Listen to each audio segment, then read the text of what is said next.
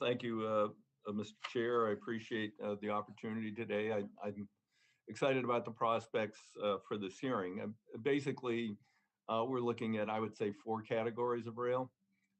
One is one I call higher speed rail, high speed rail, magnetic levitation, and then obviously new and innovative technologies like Hyperloop.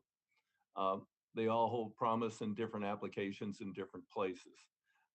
Higher speed rail, which would be basically existing Amtrak. I'll use the example of the Talgo train sets we run here uh, between Oregon and Washington State. They can go 120 miles an hour. I'm 112 miles from Portland. Theoretically, then I could be there in less than an hour. If you could get to Portland in less than an hour, I think you would see a massive hemorrhaging of people away from the overcrowded Interstate 5, which frequently is blocked with accidents or traffic jams, onto a dependable service. Now, we wouldn't don't even have to realize the full potential of it. If I could reliably get there in 2 hours, because on a really good day I can get there in an hour 50 on I-5, then I would never ever get on I-5 again. And I know there are many thousands of other Oregonians. And this line, ultimately, this was one of the first designated under the SWIFT Act back in 1994. Al Swift, a colleague from Washington State, wonderful old curmudgeon, created this program, and one of the first high-speed rail routes in America. And there's a couple of witnesses who are a little short on their testimony because they say Portland to Vancouver or Portland to Seattle. That route, which I got designated in '94, is Eugene, Oregon, the second largest city, to Vancouver, BC. Precious little progress has been made, particularly by my state, who I don't think has even yet chosen a route. But there's tremendous potential in higher speed rail, let alone high speed rail. Many years ago, when I was a younger man and traveled a bit with less constraint than this job, I was in Spain, and they had trains essentially like ours, crappy old slow trains. Then they built one route, and it ran from Madrid down to the coast. And after a while, everybody in Spain rode on it once or twice. And they said, "Yeah, I want that." They now have a high-speed network, goes around the whole country. It has changed economics, demographics, the economy phenomenally. People can live, in an affordable place more than 100 miles outside of Madrid and reliably get to work in a very short period of time. We have similar opportunities, and we'll hear about one later today in the Los Angeles Basin, linking a line out of LA to a high-speed line coming down from Las Vegas, which has tremendous potential. There are other projects around the country that we'll hear from today. So, rail could be a solution. VDOT, Virginia Department of Transportation, gave testimony, I guess 6 or 7 weeks ago before the committee, the secretary, very compelling. They evaluated 95 South, and they said, wow, you know, the traffic is just always backed up. We could add one lane each way, $10 to $12 billion. By the time we finish adding the lanes, congestion will be as bad as it is today. That would be about 10 years from now. Or we could look at somehow enhancing, it'll be difficult, rail commuting.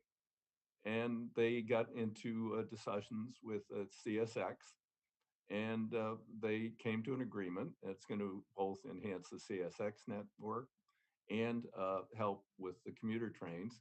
And they're actually going to build a new bridge over the Potomac River. Now, it's very expensive. This whole thing's going to cost $4 or $5 billion.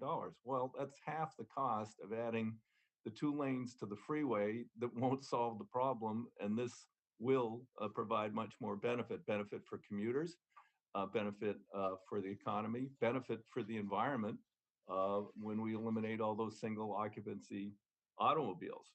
So we've got to look around the country. And part of the bill is to make DOTs, because a lot of DOTs are stuck in the Eisenhower era, and it's like, whoa, well, we'll just lay more concrete, we'll lay more asphalt, we'll widen to 8 lanes here, we'll go to 10 lanes. and you build it and they come, and then you're back where you started. I've met with communities in Texas who believe that there's linkages between cities there that could solve some of their worst freeway problems and highway problems in Texas. And I've heard this echoed around the country. I mean, Florida, they're looking at linking Miami to Orlando in the not too distant future with Brightline. So there's a lot of exciting things going on, but where's the federal government? Where has the federal government been? I mean, the Chinese are investing over $100 billion a year. Of course, a lot of it's our money for their trade deficit, so they can afford it in their rail system for high-speed rail. What are we investing? Virtually nothing. And when you invest nothing, you get nothing. We can't say, oh yeah, well, back in the Obama era, they put up all this money for high-speed rail, and California screwed it up. Well, yeah, the Greenfield project, they did not anticipate all the problems would come with that.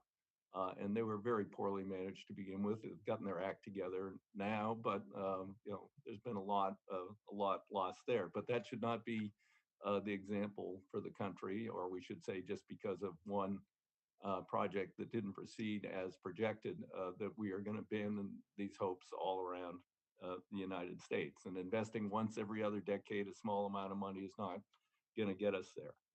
I'd like to see larger sums than have been proposed by the Biden administration in the high-speed rail category, personally. But we also need to enhance the loan programs, the TIFIA program and others, our RIF program, and so that we can look at investments in these areas. We have put aggregate with essentially post-World War II, mostly the Eisenhower program, $2 trillion into highways invested by the federal government.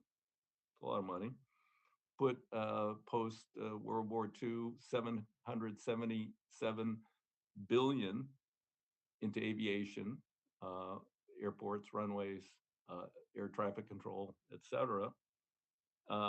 And we have put about 90 billion total into rail. And so we wonder why we have a decrepit, pathetic network in this country. Amtrak struggling, with infrastructure that's failing. I took the committee up to New York between Washington, D.C. and Boston. I think there's $48 billion of deferred maintenance, some of which could fail catastrophically. The tunnel under Baltimore is one example, and replacing that tunnel, and they have plans to do it, would straighten the line, would increase speeds through that section, cut a significant amount of time off the route. But hey, we put a lot of money into that tunnel back in 1872. We can't just jump out there and build a new one, can we? Really? Great engineers in 1872. But it's time to get into the 21st century. So that's what this hearing is about today. Let's talk about 21st century technology, 21st century solutions, not 1950s, not 1870s, the 21st century. And let's make America once again a world leader in all forms of transportation as we used to be. Thank you, Mr. Chairman. Thank you, sir.